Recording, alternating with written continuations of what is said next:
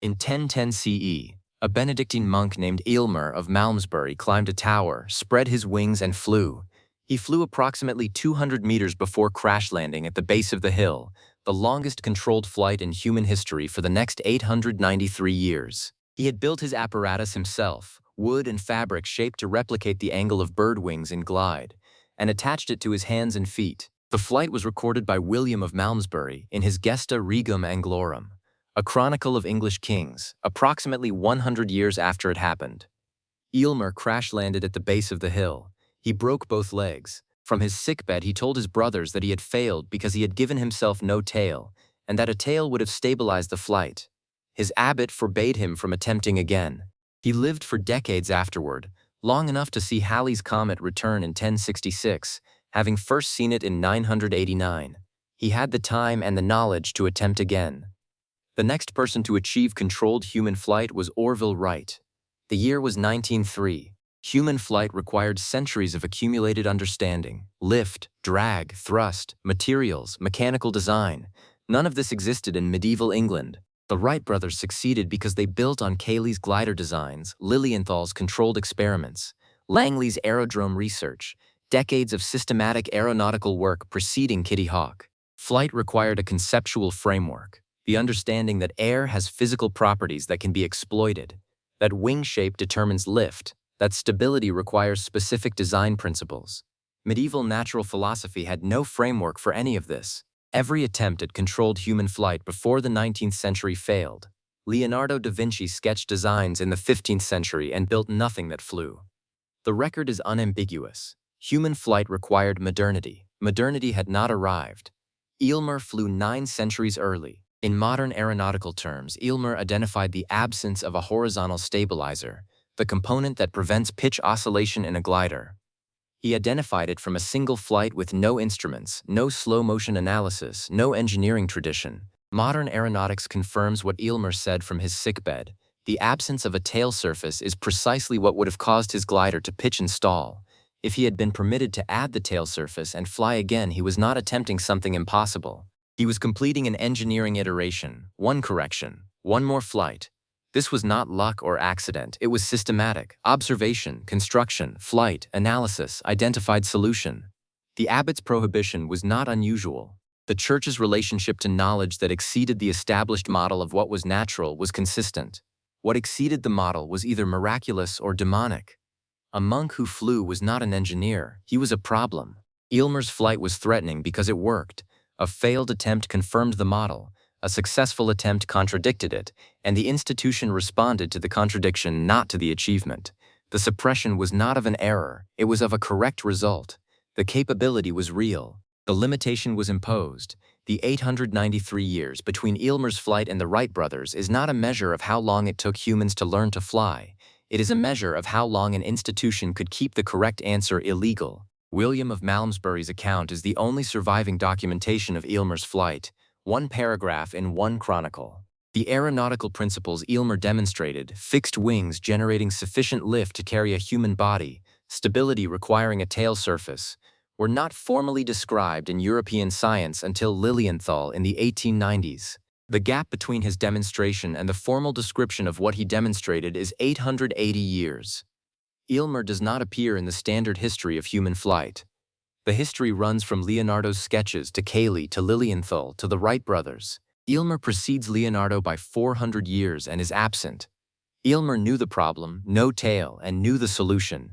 He was never permitted to test it. Aylmer is gone, what he built is gone. And the 9 centuries between his flight and the Wright brothers are not a measure of how long it took humans to learn to fly. They are a measure of how long an institution could make a correct discovery illegal. In the 12th century, sailors who navigated by magnetic compass were prosecuted for witchcraft. The needle moved toward north without being touched, without visible cause, without any mechanism the church could identify, and what moved without visible cause moved by demonic agency. Sailors across the Mediterranean and Atlantic trading routes were questioned about their instruments. The compass had reached European ports through Islamic navigation, which was already associated with forbidden knowledge, and the instrument carried that association with it. What the compass did was physically simple: magnetized iron aligned with Earth's magnetic field. The principle is now taught to children. In the 12th century, it was invisible. unreplicable by any other means, and unexplainable within any framework the Church possessed. Roger of Hereford and Alexander Neckham, who wrote about magnetic navigation, faced institutional hostility. The instrument that could have transformed medieval navigation by a century was not suppressed because it failed. It was suppressed because it worked in a way that had no sanctioned explanation. The instrument that pointed north was illegal. The direction was not. Physical tools were not witchcraft. A hammer was not witchcraft. A wheel was not witchcraft. The Church's authority over the supernatural governed human practices and human beliefs, not physical objects that functioned by observable cause and effect. What moved had a mover. What had a mover could be understood.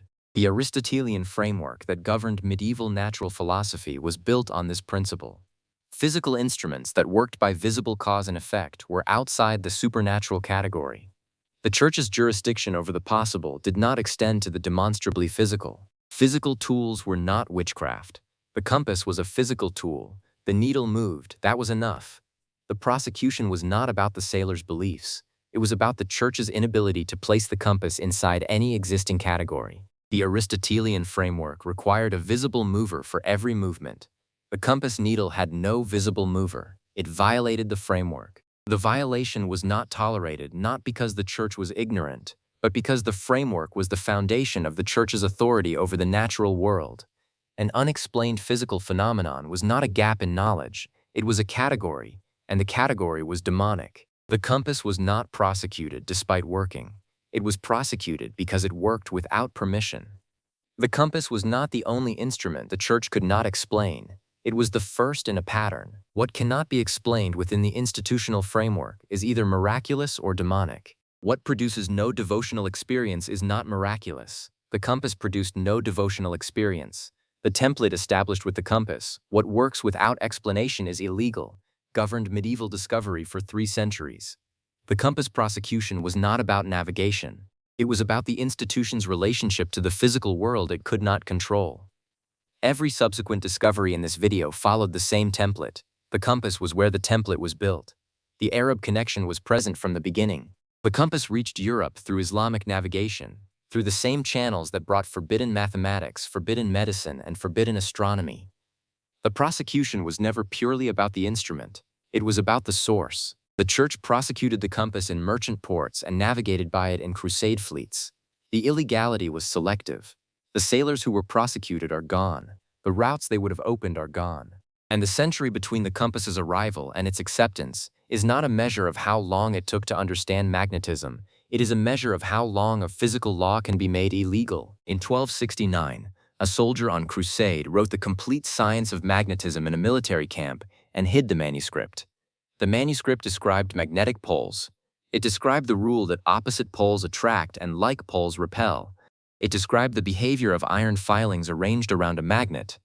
It described the theoretical basis for magnetic rotation and a proposed perpetual motion device. Everything William Gilbert would publish as new discoveries in De Magnete in 1600 appears in the Epistola de Magnete of 1269, not in similar form, not in approximate form, in the same form, with the same conclusions, 331 years earlier. The man who wrote it was not a scholar in a university.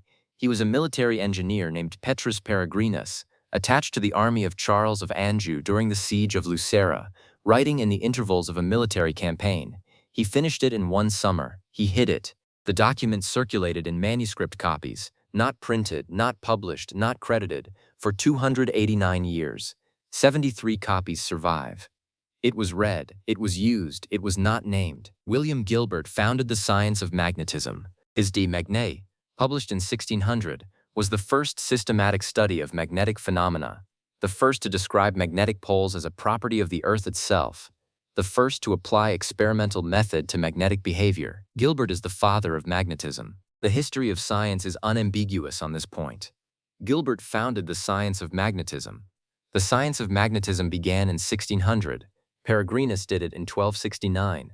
Magnetic science enabled reliable navigation, the theoretical understanding of Earth's field, and the eventual basis for electromagnetic research. Every one of these was delayed not by missing knowledge but by concealed knowledge. The line from Peregrinus to reliable compass navigation to the electric telegraph runs straight. The concealment interrupted it for 3 centuries. One correct document, hidden in a siege camp between its writing and the printing of what it contained. Peregrinus was not suppressed by an institution, he suppressed himself. He understood what he had and what possessing it meant. The pseudonym was not modesty, it was self-protection. Petrus Peregrinus, Peter the Pilgrim, signed the founding document of magnetic science as someone passing through. He understood the institution he was passing through. The suppression that requires no suppressors is the kind the institution cannot be blamed for. Peregrinus acted for it. He concealed his own correct discovery because he understood the alternative. The 331 years between his manuscript and Gilbert's publication are not the measure of how long it took to understand magnetism. They are the measure of how long a correct discovery can be made to disappear by the man who made it, because he understood what would happen if it appeared.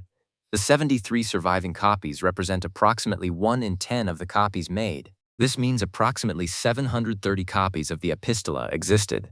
The document was widely read and widely suppressed simultaneously, not by institutional action but by the collective understanding of everyone who read it that the document was not safe to credit. The man who wrote the founding document of magnetic science did not use his real name. Petrus Peregrinus is a pseudonym. His actual identity is not known. Gilbert's personal library contained medieval magnetic manuscripts. His biographers note this. His bibliography does not.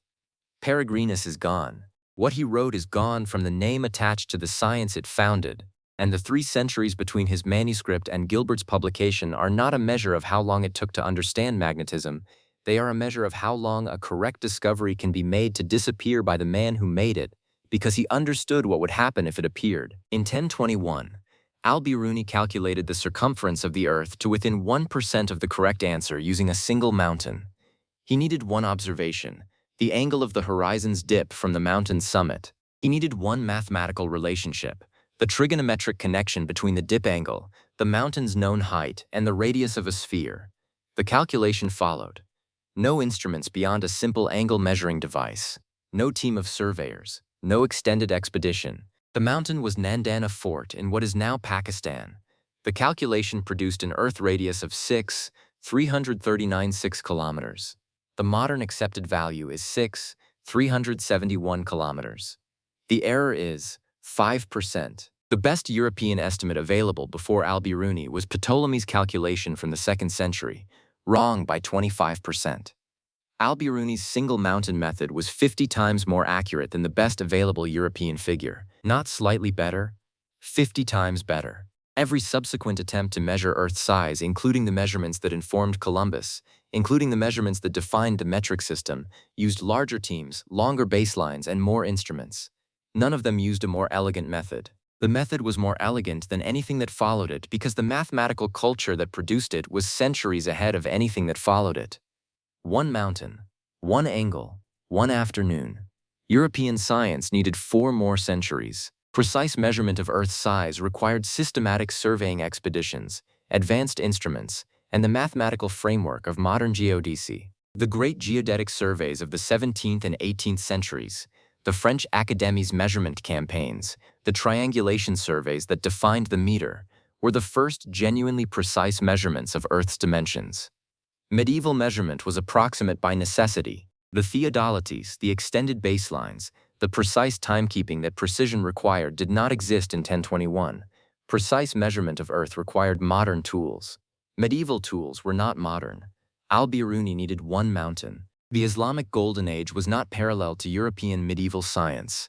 It had fully assimilated Greek geometry, developed trigonometry beyond anything the Greeks produced, and applied both with systematic rigor to physical measurement.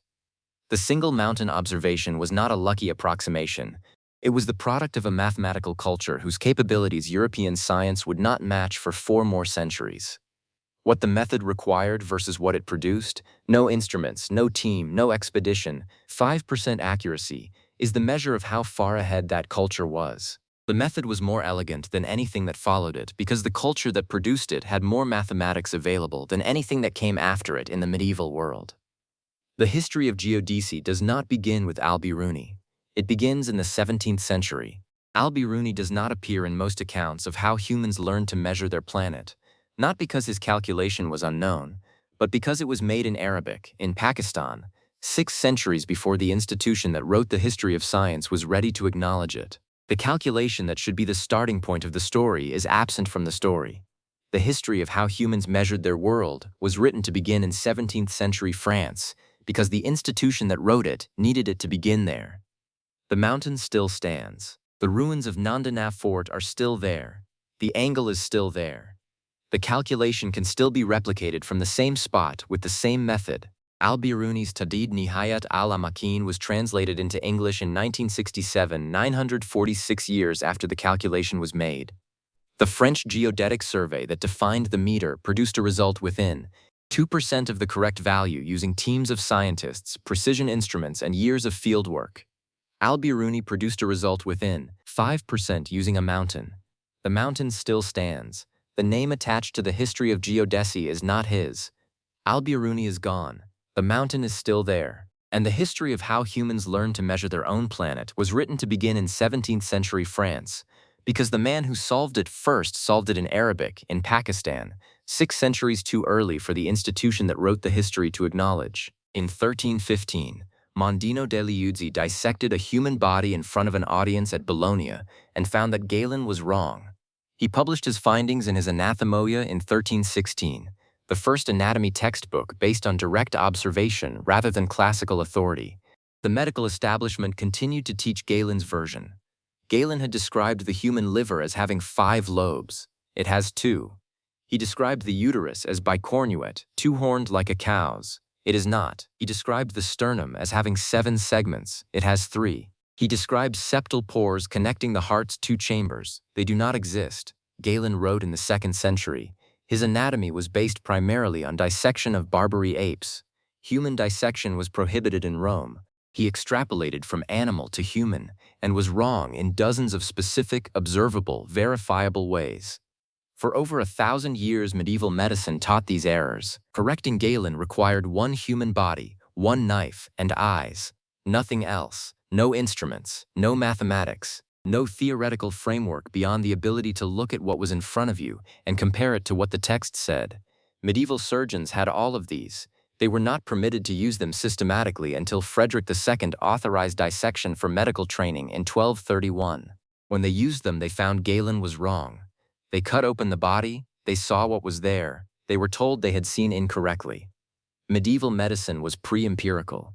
Physicians did not test, observe, or correct, they interpreted. The authority was Galen. The church endorsed Galen. To contradict Galen was to contradict an authority the church had sanctioned. Medieval physicians understood their role, not to discover but to transmit. The knowledge was already complete. The physician's job was to apply it. Systematic empirical investigation of the human body did not exist before the Renaissance. Vesalius changed everything in 1543. Before Vesalius, there was only authority. Mondino checked in 1315. When dissection findings contradicted Galen, the professor reading from the text continued reading. The demonstrator pointing to the body pointed to what the text said was there, regardless of what was visible. Students learned to see what the authority described, not what the dissection revealed. The body said one thing. The professor said another. The examination tested the professor's version. The empirical evidence was present in the dissection theater. The institutional framework for acknowledging it was absent from the curriculum. Vesalius in 1543 is credited with founding empirical anatomy because his De Humani Corporis Fabrica systematically documented Galen's errors. What was new about Vesalius was not the findings. Medieval surgeons had been finding the same errors for 2 centuries. What was new was the printing press, the changed political context, the moment when the institutional framework could no longer absorb the contradiction. The Renaissance did not create empirical medicine. It created the conditions under which empirical medicine could be acknowledged. Empirical anatomy did not begin in 1543. It began in 1315 and was suppressed for 2 centuries until the institution could no longer dismiss what the knife found. The founding of the modern world was not the beginning of empirical observation. It was the point at which empirical observation became impossible to ignore. Mondino's Anathemoia was used in medical schools across Europe for 2 centuries. It contained corrections to Galen. Those corrections were taught alongside the Galenic errors they corrected, because the corrections had no institutional endorsement and the errors did. Students learned both, and were examined on Galen. The bodies used for dissection were executed criminals, supply limited, seasonal, controlled by civic authorities. The limitation of the body supply limited the frequency of empirical contradiction. When Vesalius published his corrections in 1543, his own teacher, Jacobus Silvius, argued that the human body had degenerated since Galen's time, and that Vesalius was observing a corrupted modern anatomy. The argument that had dismissed medieval dissection findings for 2 centuries was still being made in 1543. Mondino saw the liver, 2 lobes, not 5, and the curriculum said 5 for 2 more centuries. The bodies are gone, the dissections are gone, and the 2 centuries of empirical findings that preceded Vesalius, documented, taught, and systematically ignored, are gone in the way that only happens when the institution that controls the curriculum decides that what the knife finds is less reliable than what the text says. In 1348, Ibn Khatima of Almeria wrote that the Black Death was caused by microorganisms that entered the body and multiplied, and proposed isolation of the infected as the correct response. He was not alone. In the same year, Ibn al-Khatib in Granada wrote that plague spread through clothing, vessels, and direct contact, and that the isolated populations of mountain villages who had less contact showed lower mortality. He had the epidemiological evidence. He had the correct conclusion. Identifying contagion theory in 1348 required no microscope, no laboratory, no theoretical framework for microbial disease causation. It required systematic observation of who got sick, who did not, and what distinguished them. Communities with less contact had less plague. Isolated villages were spared. Mountain communities that closed their roads survived.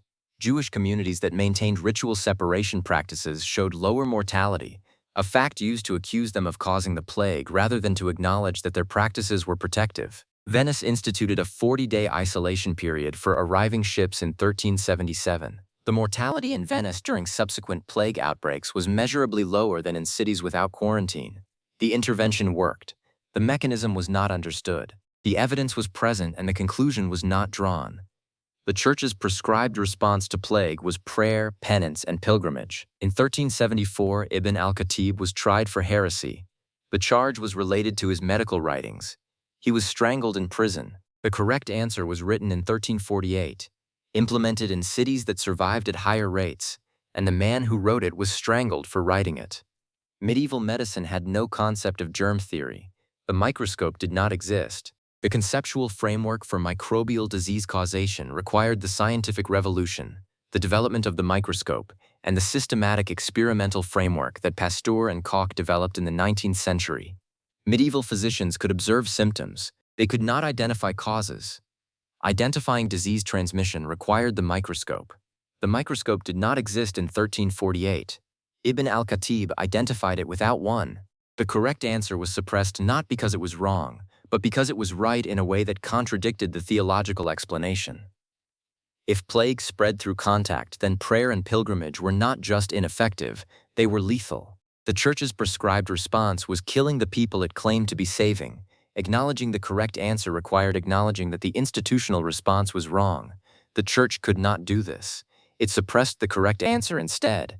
The theology required the wrong answer. The correct answer threatened the theology. The dead do not have a number attached to them in the history of the Black Death. They have a theology. The mortality gap between cities that quarantined and cities that followed the Church's prescribed response is visible in the historical records, in the Venetian Health Board archives, in the mortality tables of Italian city-states, in the survival rates of communities that closed their roads. The flagellant movement, groups of penitents who publicly whipped themselves as penance while traveling between cities, was one of the most effective plague transmission mechanisms of the 14th century. The Church initially endorsed it. When the Pope eventually suppressed it, the suppression was for theological, not epidemiological reasons.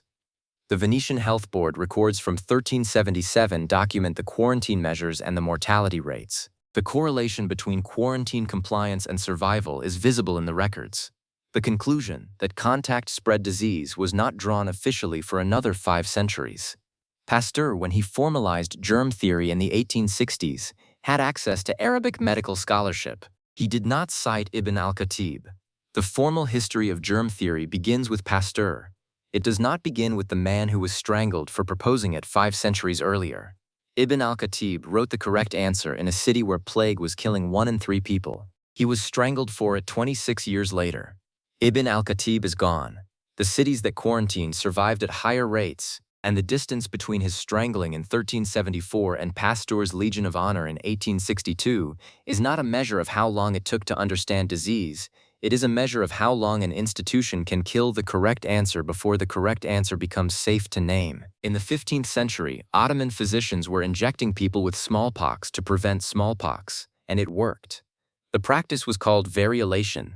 A small amount of material from a mild smallpox case was introduced under the skin of a healthy person. The person developed a mild case, recovered, and was immune. The mortality from variolation was approximately 1 to 2%. The mortality from natural smallpox was 20 to 30%. The mathematics was straightforward. The practice was not experimental. It was documented, refined, and transmitted across the Ottoman Empire, Persia, China, and West Africa for centuries before a European aristocrat noticed it. Lady Mary Wortley Montagu, wife of the British ambassador to Constantinople, observed variolation in 1717. She had lost a brother to smallpox and was herself scarred by it. She had her son inoculated by an Ottoman practitioner in 1718. She brought the practice to England in 1721 and had her daughter inoculated before the Royal College of Physicians and the Princess of Wales. The Royal College condemned it. The Church condemned it from pulpits across England, interfering with divine will, introducing disease into healthy bodies, playing God. A practice routine in the Ottoman Empire for centuries was a theological emergency in 18th century England. Edward Jenner in 1796 observed that milkmaids who contracted cowpox did not get smallpox. He developed vaccination using cowpox, a safer method than variolation. His contribution was real and significant. What it was not was the invention of the principle of inoculation. That principle had been practiced, documented, and suppressed for 3 centuries before Jenner was born. Ottoman physicians had the principle. The Western Church had the theology. The gap between them has a body count. Edward Jenner invented vaccination in 1796. This is one of the foundational moments of modern medicine, the discovery that deliberate exposure to a mild pathogen could produce immunity to a deadly one. Before Jenner, there was no systematic method of disease prevention. The immunological principle was unknown. Jenner's insight was original, experimental, and transformative. Vaccination began with Jenner. Jenner worked in 1796.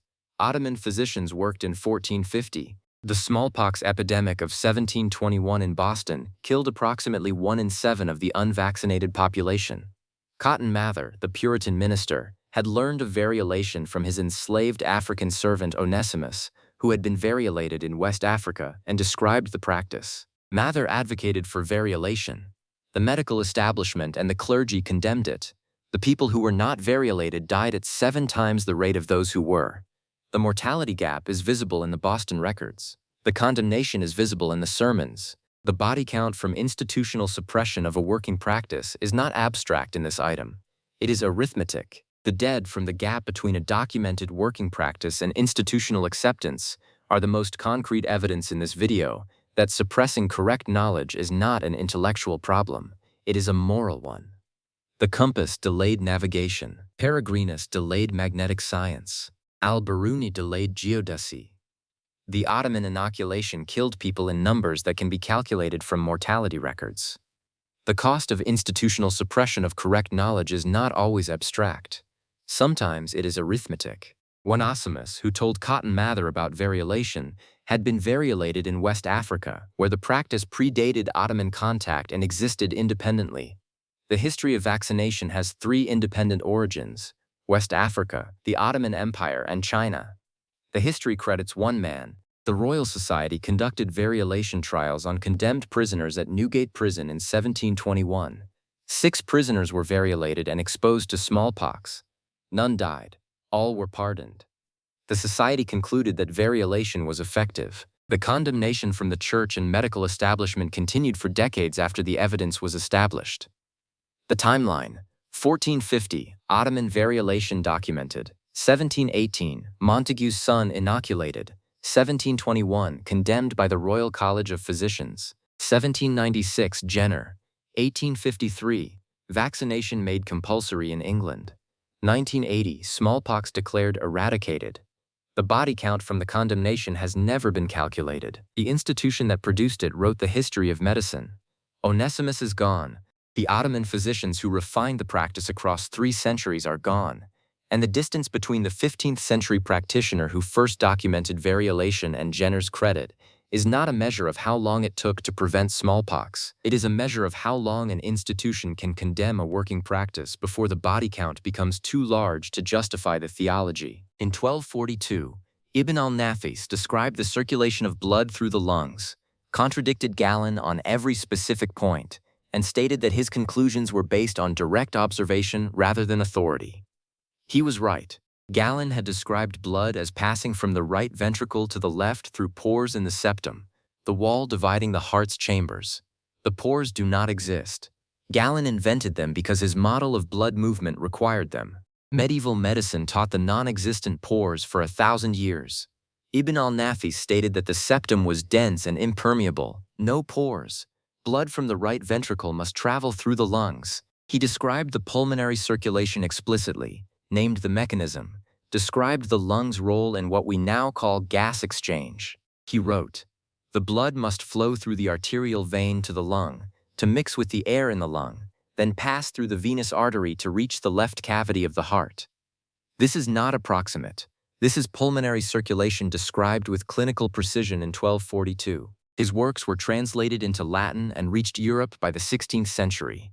Michael Servetus described pulmonary circulation in 1553, 311 years after Ibn al-Nafis, in terms close enough to Ibn al-Nafis's that historians debate direct influence. Servetus was burned at the stake for heresy in Geneva. His medical work was not built upon. William Harvey's De Motu Cordis, published in 1628, described systemic circulation. It built on Servetus, on Vesalius, on Fabricius. It did not cite Ibn al-Nafis. Harvey is credited with discovering circulation. Ibn al-Nafis contradicted Galen in 1242. Galen was still being taught in European medical schools in 1628. Harvey got the credit. The pores that Ibn al-Nafis proved did not exist were still in European anatomy textbooks when Harvey published. William Harvey discovered the circulation of blood in 1628. De Motu Cordis is one of the founding documents of modern medicine, the first systematic demonstration that blood circulates continuously through the body driven by the heart's pumping action. Before Harvey, medicine had no correct understanding of how blood moved. Galen's model had been the accepted description for 15 centuries. Harvey ended that. Blood circulation was discovered by Harvey. Harvey worked in 1628. Ibn al-Nafis worked in 1242. In 1924, the Egyptian physician Muhyo al-Din al-Tawi found a Latin manuscript containing Ibn al-Nafis's description of pulmonary circulation in the Prussian State Library in Berlin. The manuscript had been in the library's collection for decades, catalogued, shelved, and unread. When al-Tawi published his findings, the medical history establishment acknowledged that Ibn al-Nafis had described pulmonary circulation in 1242. Harvey's credit was not revised. The discovery was noted as a historical curiosity. The history of medicine continued to begin with Harvey. The Berlin manuscript is not a discovery. It is a demonstration. A correct discovery was made in 1242. The discoverer was Islamic. The discovery contradicted the church-endorsed authority. The discovery was absorbed into European scholarship without attribution. A European physician received credit 386 years later. The manuscript sat in a library for decades before anyone looked. When someone finally looked, the history did not change. That is not oversight. It was deliberate. The history of science was built to begin in the right places, at the right times, by the right people. The Berlin manuscript is the clearest single piece of evidence of how deliberately it was built. Ibn al-Nafis was formally recognized by the medical history community in the 20th century. A hospital in Damascus is named after him. His portrait is in the Cairo Faculty of Medicine. The recognition arrived 700 years after the discovery. Harvey's name remains attached to circulation in every medical school in the world. Michael Servetus, the man who might have transmitted Ibn al-Nafis' discovery from Islamic to European medicine, was burned with his books in Geneva in 1553. 3 copies of his work survived. The man who wrote the transmission was burned before it could travel. Ibn al-Nafis proved the pores did not exist in 1242. European medical schools taught the pores until 1628. Ibn al-Nafis is gone. The pores he proved did not exist are gone. And the 386 years between his proof and Harvey's credit are not a measure of how long it took to understand how blood moves. They are a measure of how long a correct discovery can be absorbed, transmitted, and recredited to the wrong civilization before someone finds the manuscript in a Berlin library and decides the history does not need to change. In 1267, a Franciscan friar named Roger Bacon submitted to the Pope a proposal for reforming all of human knowledge based on experiment and mathematical reasoning, and was imprisoned by his own order within a decade. The proposal was not vague.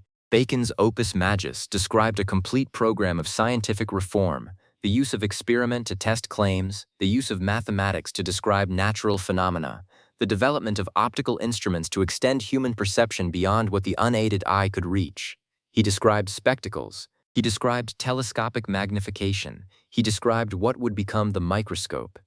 He described the experimental method Francis Bacon would receive credit for 353 years later. In his cell in Oxford, he conducted systematic experiments in optics, measuring the angles of refraction in glass and water, studying the behavior of lenses, describing the path of light through transparent media. His results were correct. In his Opus Majus, he also described a substance, a mixture of charcoal, sulfur, and saltpeter, that produced explosive combustion when ignited. He encoded the formula in an anagram cipher because he understood that possessing it was potentially lethal. The cipher was not decoded until 1904 by Colonel H.W.L. Hyme of the British Army. Roger Bacon hid the formula for gunpowder in the 13th century, and it stayed hidden for 637 years. His experimental approach directly contradicted the scholastic method that governed medieval universities, the principle that knowledge was derived from the interpretation of authoritative texts. To claim that experiment could produce knowledge that authority had not already established was a direct challenge to the institutional framework through which the Church controlled what could be known. The Franciscan order placed him under supervision. He was imprisoned for approximately 10 years. During those years, the specific line of investigation he was pursuing, the application of mathematics and experiment to the study of light, stopped. That line would produce the telescope, the microscope, and the quantitative physics of Newton. Roger Bacon described the method in 1267. The method was made illegal. Francis Bacon described the method in 1620. The method became the scientific revolution. The distance between them is not progress. It is the gap a prison cell created. The scientific revolution began in the 16th century with Copernicus and reached its philosophical foundation in the 17th century with Francis Bacon and Galileo. The experimental method, the principle that knowledge should be derived from systematic observation and experiment rather than from authority, was the foundational insight of the revolution. Before the scientific revolution, Europe's intellectual tradition was scholastic. The experimental method was new. It was revolutionary precisely because nothing like it had existed before. The experimental method was new in 1620. Nothing like it had existed before. Roger Bacon wrote it in 1267. The conditions that made the scientific revolution possible were not the invention of new ideas. They were the weakening of the institutional framework that had made the old ideas illegal. The printing press, the fragmentation of church authority, the availability of patronage outside ecclesiastical control. The experimental approach could be proposed without imprisonment when the institution could no longer make it illegal. The ideas did not change between 1267 and 1620. The institution did. The revolution happened not when the ideas became available, but when institutional suppression could no longer contain them, and the ideas had been available since a Franciscan friar wrote them down and was imprisoned for it. A discovery was made. The discovery exceeded the institutional framework. The institution suppressed it. The discovery was made again by someone working in different conditions and received the credit. Roger Bacon is the clearest example of this structure because his imprisonment makes the suppression visible. The others were suppressed more quietly. He was suppressed with a cell.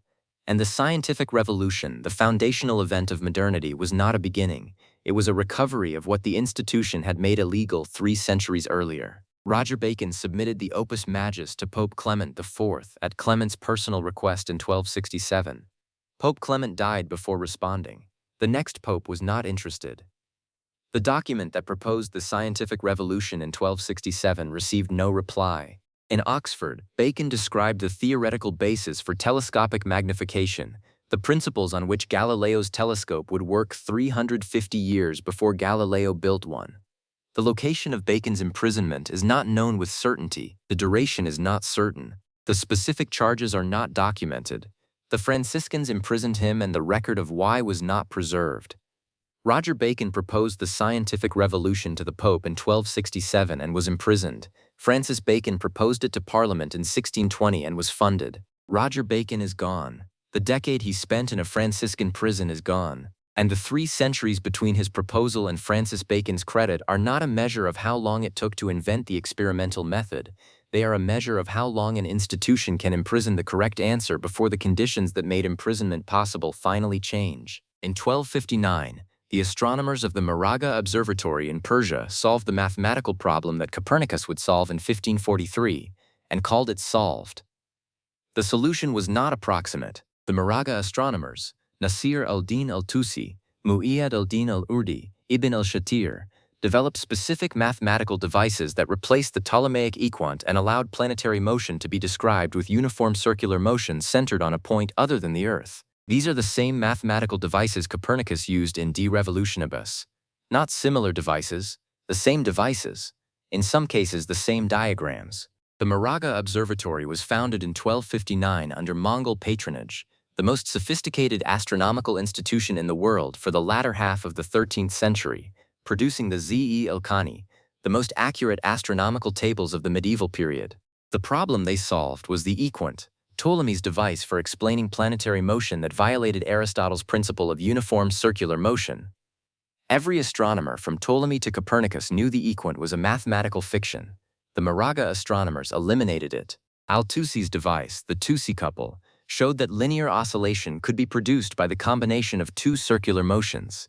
This was the key tool that allowed planetary motion to be modeled without the equant. The diagram Copernicus draws to illustrate the Tusi couple in De Revolutionibus is geometrically identical to Al-Tusi's diagram from 1260. Copernicus does not cite Al-Tusi. The channel of transmission was Byzantine, Greek translations of Arabic astronomical texts, available in Italy after 1453, when Greek scholars fled Constantinople bringing manuscripts with them. Copernicus studied in Bologna and Padua in the 1490s and 1500s. The manuscripts were available. The historian of astronomy Noel Swerdlow described the connection as established beyond reasonable doubt. Copernicus's contribution was heliocentrism, placing the sun at the center. The mathematical tools he used to develop it were not his. The Maraga astronomers solved the problem in 1259. The civilization that supported them was destroyed in the following century. The solution traveled west in manuscripts Copernicus read and did not cite. The revolution that followed was named for the man who combined the solution with a new premise. The men who found the solution are not in the name. The Copernican Revolution was the rupture that ended the medieval world and began the modern one. Copernicus's De Revolutionibus, published in 1543, proposed for the first time that the Earth moved around the Sun, overturning 15 centuries of geocentric astronomy and the Church's cosmological authorities simultaneously. The revolution was genuinely revolutionary because nothing like it had been proposed in European science. Medieval astronomy was Ptolemaic, Earth-centered, authority-bound, mathematically compromised. The Copernican Revolution began with Copernicus. Copernicus worked in 1543. Al-Tusi drew the same diagram in 1260. The probability of 2 mathematicians independently producing geometrically identical diagrams using the same mathematical device to solve the same problem is effectively 0.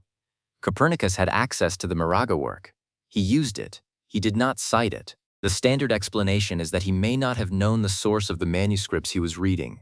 This requires believing that Copernicus did not know he was reading Arabic astronomy while studying in Italy surrounded by Greek translations of Arabic astronomical texts in the 1490s. The explanation is technically possible. The diagrams are identical. The coincidence required to explain the identity without transmission is larger than the coincidence required to explain transmission. The Maraga Observatory is the final and largest example of this structure, because what was suppressed was not a navigation instrument, not an anatomy finding, not a medical practice. What was suppressed was the foundational event of the modern world. The revolution that ended medieval ignorance and began the modern era was built on foundations that medieval Islamic science provided, and the history forgot to name. The modern world did not begin with a rupture from the medieval world. It began with a recovery of what the medieval world's most advanced civilization had already discovered, and then lost to the Mongols, to the fall of Baghdad, to the transmission gap, and to a European astronomer who did not cite his sources. The Zai-il-Khani astronomical tables produced at Moraga were used by Islamic, Byzantine, and European astronomers for centuries. Copernicus did not just use Moraga mathematics, he worked in a tradition that Moraga data had shaped. The 14th century Damascus astronomer Ibn al-Shatir developed a lunar model and a model of Mercury's motion mathematically identical to Copernicus's models. Copernicus does not cite him either.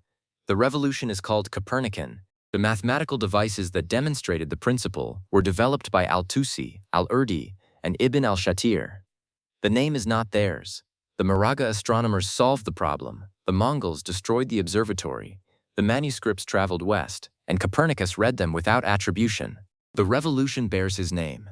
The Moraga Observatory is gone. The diagrams still exist in Istanbul, in Oxford, in the Vatican, identical to the diagrams Copernicus published without attribution in 1543. The revolution that ended the medieval world and began the modern one bears the name of the man who combined their solution with a new premise, not the names of the men who found the solution.